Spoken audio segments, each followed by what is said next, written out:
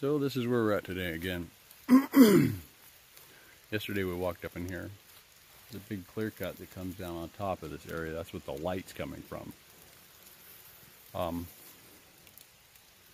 Got here in the morning, I don't know, 9:30ish, and there's a bull laying right in the middle of the field up here. As soon as he spots me, he gets up and runs right to the tree line here. I took a shot at him. I heard it hit. It wasn't but 60 yards. I mean, I could take that shot 200 yards all day. He just stood there, bleeding. So he ran down in the, there's a draw over here. I'll switch over. So the clear cut's up there, and right here where this dark line is, it's about 80 feet straight down and probably 40 yards across. I mean, it's just steep. It's grabbing onto blackberries and vines and four-wheel drive up that just by yourself. So he came up through here, came down through this crap, and this is the last place I saw him, was about right here where I'm standing. And best I can tell is he went that way, into the jungle. Now, I suppose everybody's got their interpretation of what a jungle is. But this isn't that kind of jungle. This is a nightmare. These ferns and stuff in here, it doesn't look like, it looks like a park, you know, you can just walk through here, it's all smooth. Yeah, right. There are trees down. To give you an example of what I'm talking about. See those trees right there? The creek's probably 10 foot underneath that junk, down in a hole. And that draw goes down through here. And then, you know, it goes all the way up to Bloody Mountain. So there's a draw there, draw here, a draw here, a one there, and then another one up this way farther, coming down off this hill up here where there's another clear cut. Now Bob's out here with me. If he was standing right there in the ferns, you wouldn't see him. If he sat down in them ferns, you could send 20 people over there looking for him and have a hell of a time just trying to locate him, just sitting down. If he lays down, you almost got to step on him. I mean, this is kind of what you're into. You know, I'll give you a better example. Let me set my rock slinger down. You see all this beautiful country? I'm going to sit down on my knees. Just get on my knees. This is what you see on your knees. And this phone is up at my face. On the ground, this is what you see. I mean, there's just nothing. I mean, that's a 360 view there. So, let me get back up on my feet here. So anyway, this joker ran off in here. And he's in here somewhere. But there's hazards in here everywhere. I mean, what I mean by hazards is you could straight up break a leg in here. Get yourself flipped and killed. Yeah, go ahead. I'm up on that Skitter Road that's 5 hills. Alright, so I had to take a little break there. Bobby was hollering at me on the radio.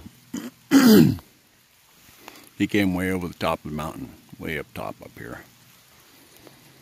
The other thing you gotta look at, this whole hillside is 45-degree angle coming down in here. It's ridiculous. I mean, 90 and it's crazy.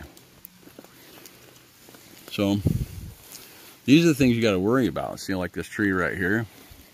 And look at that bad boy. You just touch this thing. I mean, just touch it. Look at that. And it's a dead tree. You know, widowmakers all over out here.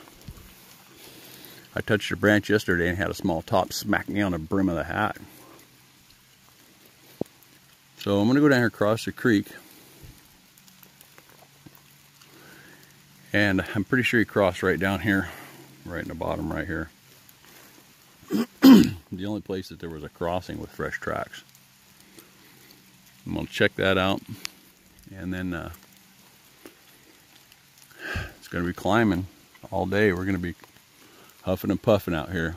We brought a couple gallons of water and lots of food and resources. Yesterday we were not prepared for this. Today we got rain gear on and bibs and everything else. This stuff, even on a sunny day, is just soaking wet in here.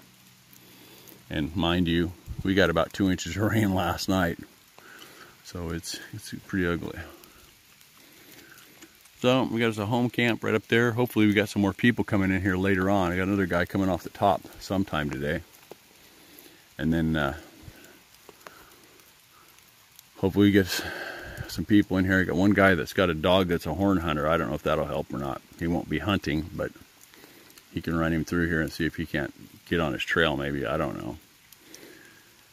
So one of two things. Either I hit him really good and he's down someplace dead, or I just nicked him and he's just bled out a little bit. That's the biggest problem we ran into yesterday, is there was 2 blood spots, both about the size of your palm of your hand, where he had stopped. And then last one was up on top of this hill here after that. I mean, unless you came in here with white bib overalls on looking for blood, I don't think you'd find any at all. So here we go. Gonna be a wet one. Okay, so anyway, I got this phone pretty close to my face here because it's bloody dark out. So I feel a little better after talking to another guy up here on the hill. He said he's seen a single set of bull tracks crossing the gas line. There's a buried natural gas line, probably a half a mile from where we were hunting there. And he said it was a set of bull tracks, definitely going like a bat out of hell from the location that we were in yesterday. So we could tell it's a bull track because it's rounded at the toes instead of pointed.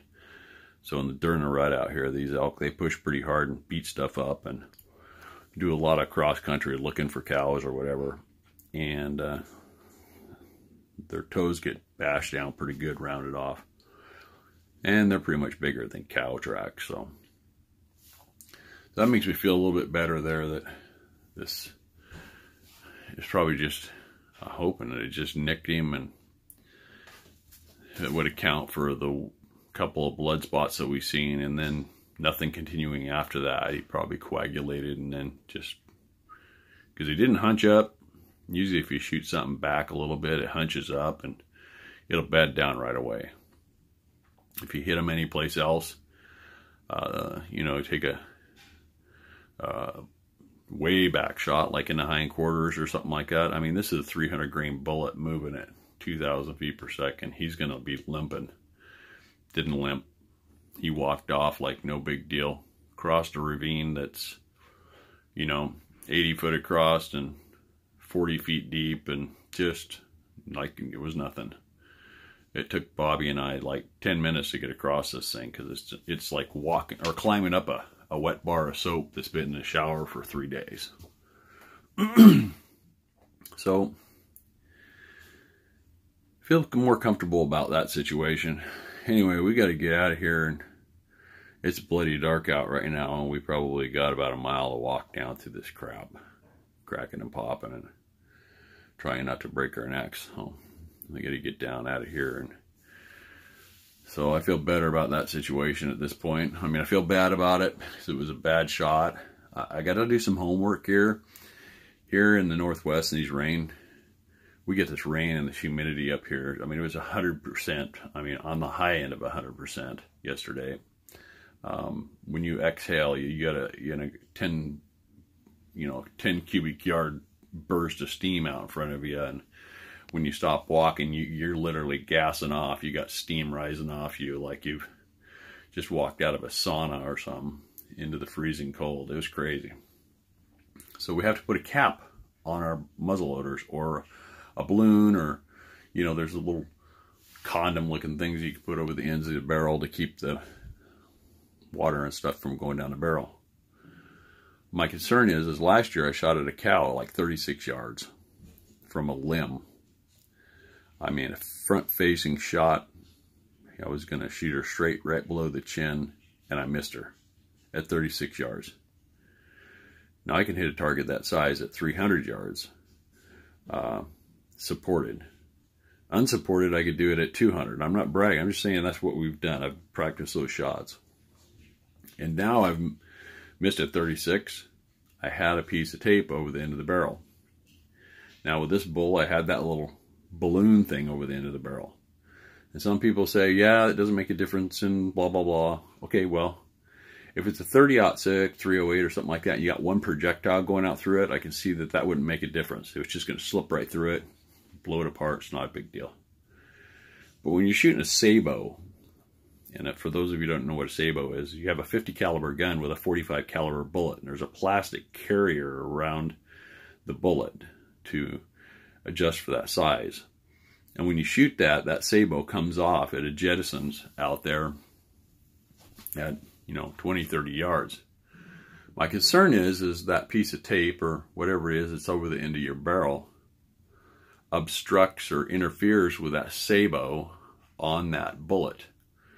And I want to take it to the range and qualify it one day. This is the second time I've shot at something with the end of my barrel protected and missed. Missed the target that I was aiming at. This is an animal the size of a horse, and it was holding still 60 yards.